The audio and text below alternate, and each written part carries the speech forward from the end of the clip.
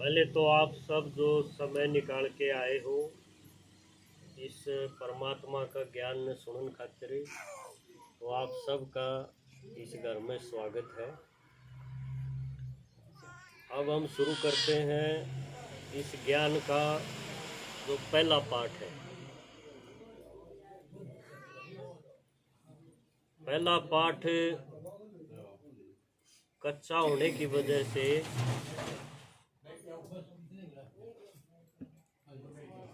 दुनिया में अनेक समस्याएं हैं।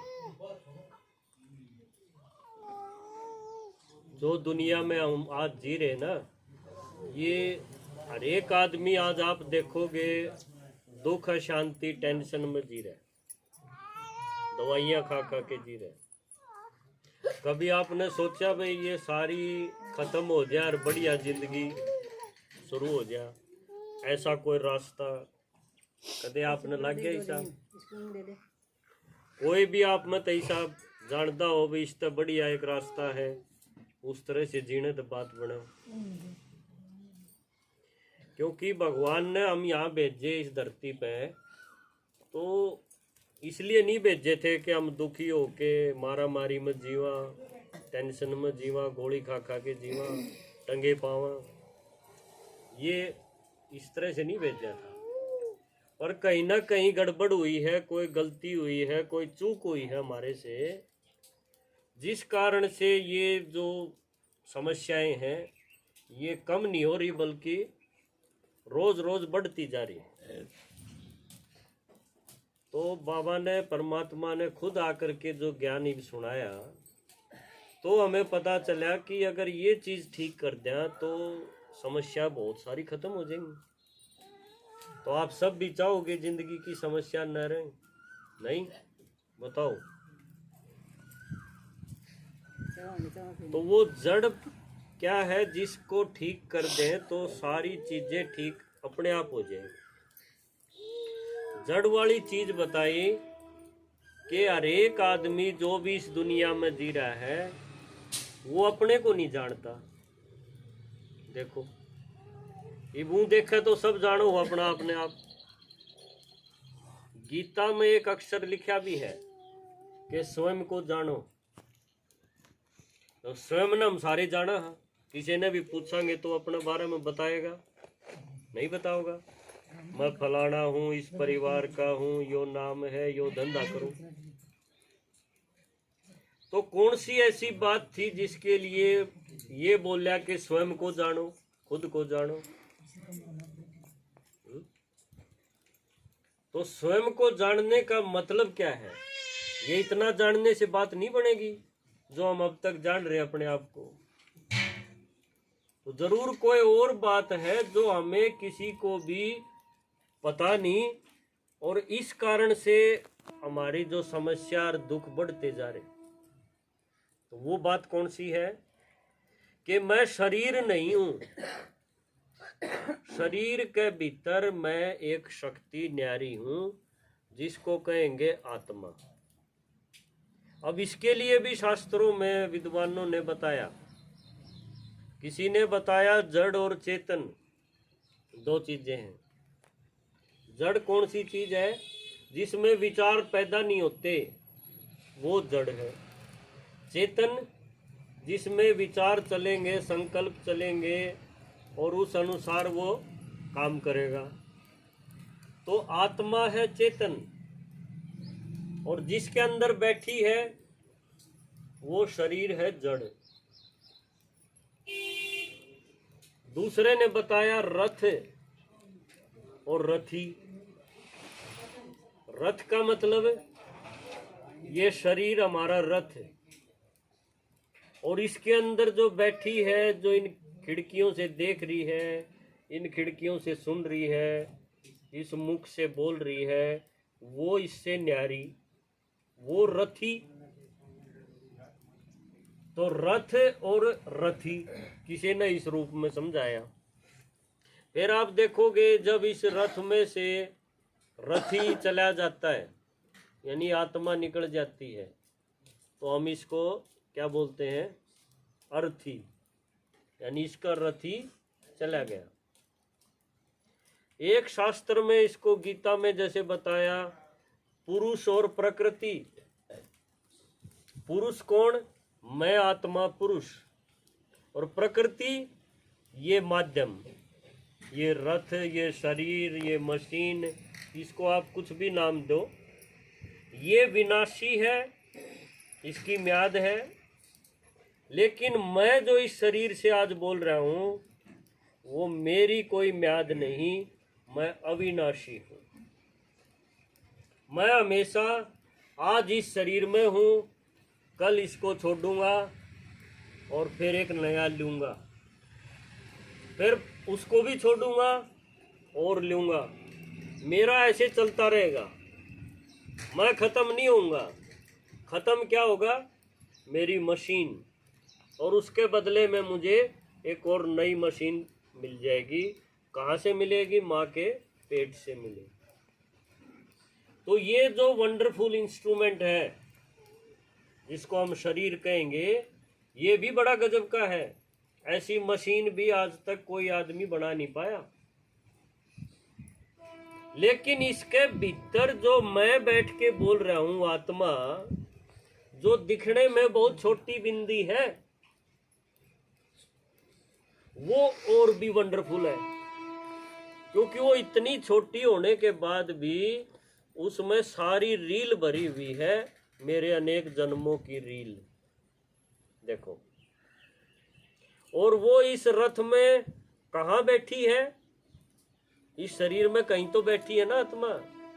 तो वो दिखाया है कि वो शरीर में मस्तक के बीच में यहाँ उसका निवास है, जिसको भ्रकुटी बोला गया। भ्रकुटी किसको बोले शास्त्रों में? यानी ये जो हमारे मस्तक के बीच में जहाँ आप माताएं बिंदी लगाती हो, टीका बिंदी जो भी लगाते हैं ना, वो आत्मा की स्मृति है कि मैं आत्मा हूँ, ये स्मृति पक्की रहे। तो इतनी छोटी सी आत्मा में मेरे संस्कार भरे हुए हैं, और मेरी बुद्धि जिससे मैं सोच रहा हूँ रोज रोज, वो बुद्धि, संस्कार और मन, ये तीन शक्तियां मुझ आत्मा में हैं। और ये हमेशा मन जैसे कुछ ना कुछ सोचता रहेगा। एक पल भी ऐसा नहीं जब आप बिना सोचे रह सको। और उस सोचने से ही ये पूरी मशीन चालू है। जिस दिन वो सोचना बंद, तो ये मशीन भी डेड हो जाएगी, ये सड़ना शुरू हो जाएगी। देखो, तो मैं आत्मा इस शरीर में जब तक हूं, तो इस शरीर की वैल्यू है। जिस दिन मैं आत्मा इसमें से निकल जाऊंगी, तो ये शरीर चाहे हमने कितना ही बढ़िया रख रखे हो, खूब इसको योग आसन करा रखे हो, रामदेव की सारी चीज खुआ रखी हो, फिर भी ये कुछ घंटे में ही सड़ना शुरू हो जाएगा और इसको अंतिम यात्रा के लिए ले जाएंगे। लेकिन आत्मा जब तक है, इतना इसका थोड़ी सी भी दिक्कत हो जाए, आपका नाखून में छोटी सी चोट लग जाए, तो भी हम इलाज के लिए भागेंगे। तो आत्मा इस शरीर को चलाने वाली एक ऐसी शक्ति है जिसके बिना ये शरीर से हम कोई काम कर नहीं सकते। अब आत्मा जन्म लेती है, दूसरा लेती है, तीसरा लेती है। तो आपने देखा होगा कि दो बच्चे जो अभी पैदा हुए हैं, आज एक बच्चा पैदा हुआ है झुग्गी झोपड़ी में, दूसरा बच्चा पैदा हुआ है एक अच्छे घर में, महल में। ये तो देखते होगे ना फर्क है। तो ये क्या चक्कर है? एक बच्चा यहाँ कितना झेलेगा, झुग्गी में तो कुछ भी नहीं मिलना, और हो सकता है उसका जन्मते ही कोई बीमारी हो, कोई हार्ट में छेद हो, और वहाँ इलाज के लिए भी कुछ नहीं मिलता। और दूसरा बच्चा एकदम स्वस्थ भी पैदा हुआ, कोई बीमारी नहीं, और उसको राजा के महल के जो ठाठ बाट हैं वो सारे मिले, जबकि उन्होंने अभी कोई कर्म थोड़ी किया है, वो तो आए हैं माँ के पेट से। इसके पीछे क्या रहस्य है, क्या राज है? तो परमात्मा ने बताया कि आत्मा कर्म करते करते उन कर्मों की एक छाप बनती जाती है, जिसको बोलते हैं इमेज। वो आत्मा में जमा होता जाएगा, जिसको बाद में कई बार करने के बाद कहेंगे संस्कार बन गया। आदत बन गई, फिर संस्कार बन गया। वो संस्कार जिसके जैसे होंगे, आत्मा जब इस शरीर को छोड़ेगी तो वो संस्कार अपने साथ लेकर के जाएगी। आमतौर पर हम बोलते हैं कि आदमी जब मरता है तो कुछ लेके नहीं जाता, यही बोलते हो। लेकिन अगर लेके नहीं गया तो एक बच्चा झुग्गी में क्यों गया और एक महल में क्यों गया? बताओ। लेके गया है, लेकिन वो दिखने वाली चीज जो है, जिसको आप पकड़ सकते हो, वो नहीं लेके गया, लेकिन एक संस्कार के रूप में वो चीज लेके जाता है। वो उसका भविष्य क्या होगा, उसके माँ बाप कैसे होंगे, उसका शरीर कैसा होगा, उस पर धन दौलत कैसी होगी, मान सम्मान कैसा होगा, ये सारी चीजें उस आत्मा के संस्कार के साथ जुड़ी हुई है। अब ये देखो कि आपने अब तक जो जितना टाइम जिसका हो गया इस शरीर में रहते हुए, अगर आज आपका वो टाइम आ जाए, ये शरीर छोड़ना पड़ जाए, तो यहाँ जिसके लिए आप सब कुछ कर रहे हो, मेरा मेरा, यहाँ तो केवल एक फोटो टंगना है आपका। मान लो आज आपका वो दिन आ जाए, शरीर छोड़ना पड़ जाए, छोड़ना पड़ेगा ये तो पक्का होगा नहीं? या आपको लगता है मेरा नहीं छूटेगा, बाकी सबका छूटता रहेगा? ऐसा है? पक्का है? कब छूटेगा आपको पता है? किसी को नहीं पता। लेकिन ये पक्का है कि शरीर तो हर एक ने छोड़ना पड़ेगा। तो जो चीज इतनी पक्की है और पता है कि उस दिन मेरा केवल एक फोटो यहाँ टंगेगा, उस पर माला लग जाएगी और नीचे एक तारीख लिख देंगे कि ये उस दिन पैदा हुआ, उस दिन इसने शरीर छोड़ दिया, यही होना है। उसके बाद आपकी यात्रा अकेले की है, ये तो यहां से बाय कर देंगे, अंतिम यात्रा होगी इस शरीर की वो। लेकिन आत्मा जन्म और भी लेगी, तो वो जो मेरे जन्म इससे बढ़िया हो, इसके लिए मैंने क्या किया है अब तक, ये अपने आप से पूछो। क्योंकि जो आज तक आपने किया है वो तो सारा यहाँ छूट जाएगा, वो तो एक सेकंड में छूटना है। नए माँ बाप आपको मिल जाने, नए भाई बहन मिल जाने, नया परिवार एक मिल जाएगा, ये छूट जाएगा।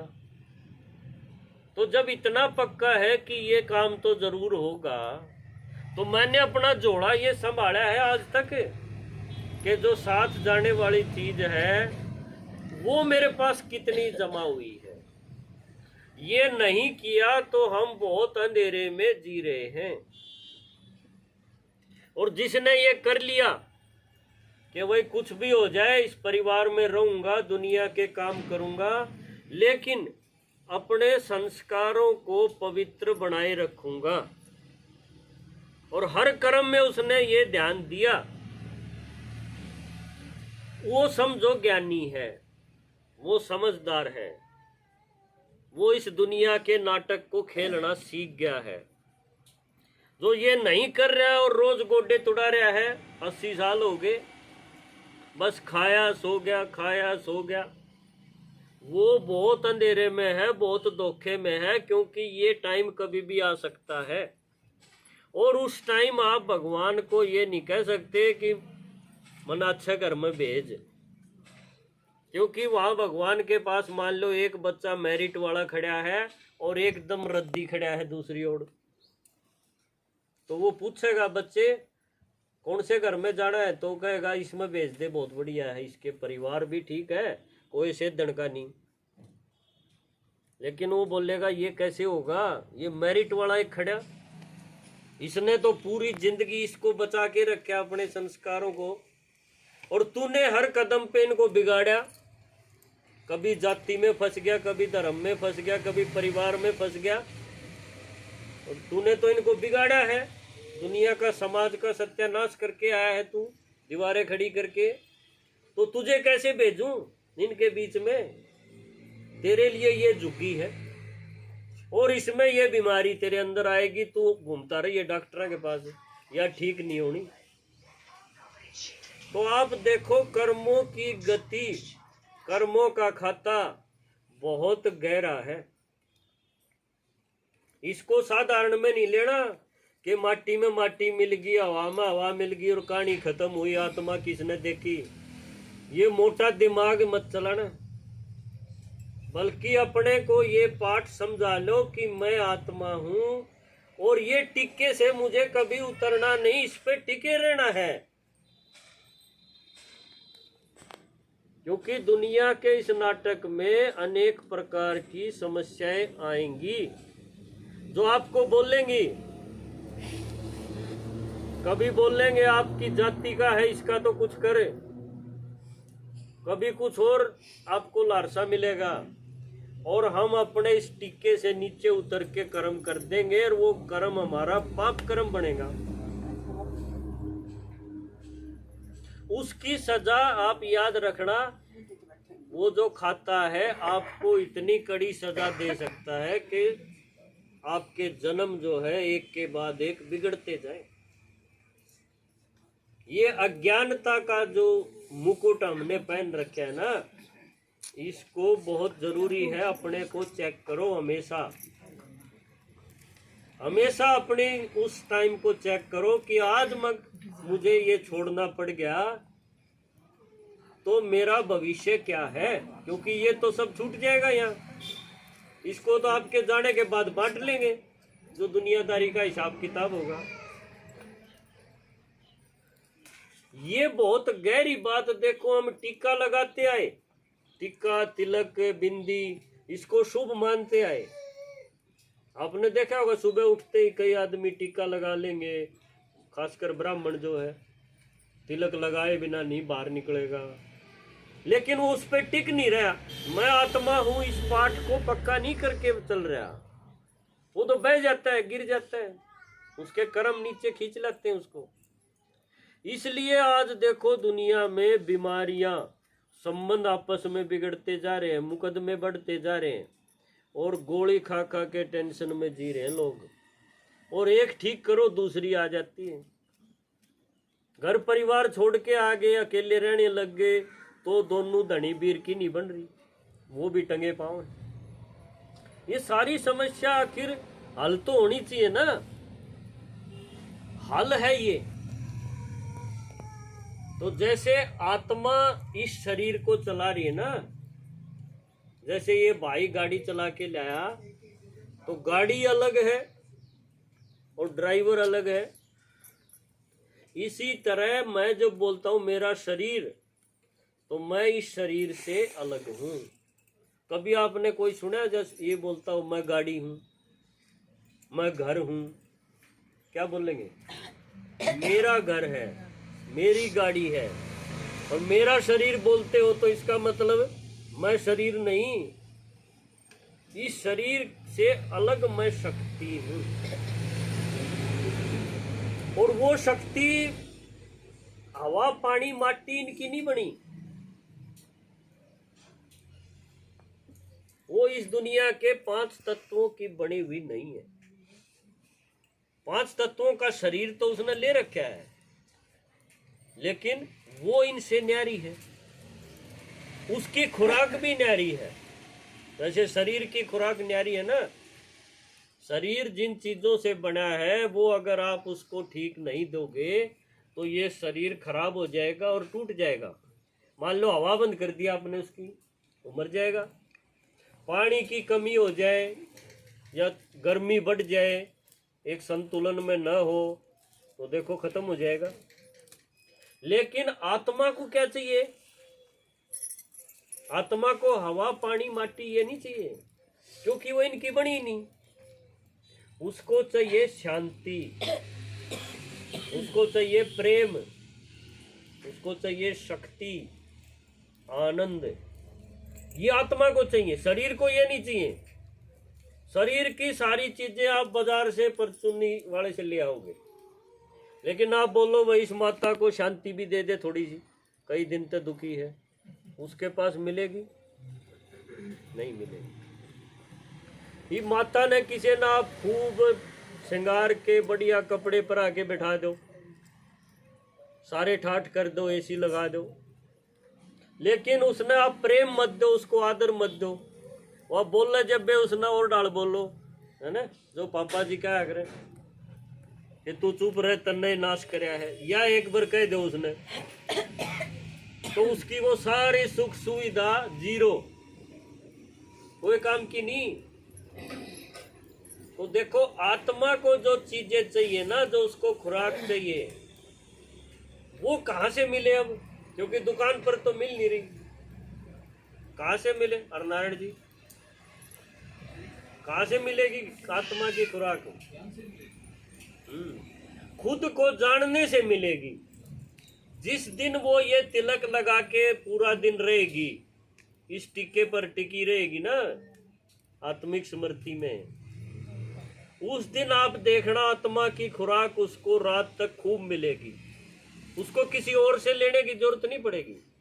वो सिर्फ इतना सोच ले कि मैं इस रथ में इससे न्यारी आत्मा हूं, और इसी तरह ये जो 5-7 मेरे घर वाले परिवार वाले हैं,